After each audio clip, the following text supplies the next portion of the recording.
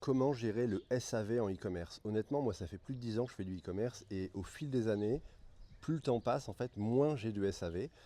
Essentiellement parce que j'ai réussi à optimiser déjà la qualité de mes produits et de mes services. Donc il y a peu de plaintes. Le tracking des produits, des commandes est automatisé, donc les clients peuvent directement voir où est leur colis, etc. Si jamais ils ont besoin de faire un retour, c'est automatisé aussi. Ils ont une FAQ qui est assez complète, exhaustive, dans laquelle ils vont trouver la réponse à la plupart de leurs questions. Et donc au final, le SAV est très très peu engorgé grâce à toutes ces astuces-là. Et puis la qualité des produits et de services, j'ai optimisé en fonction de chaque retour des clients. À chaque fois, ils m'ont dit, il y a ça qui ne va pas, la livraison est trop longue, le produit est arrivé cassé parce que le packaging n'était pas de bonne qualité. Et donc j'ai optimisé au fil du temps. Et désormais, j'ai quasiment plus de SAV.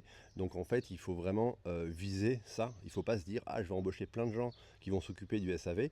Il faut essayer de réduire au minimum le nombre de demandes que vous avez au service client.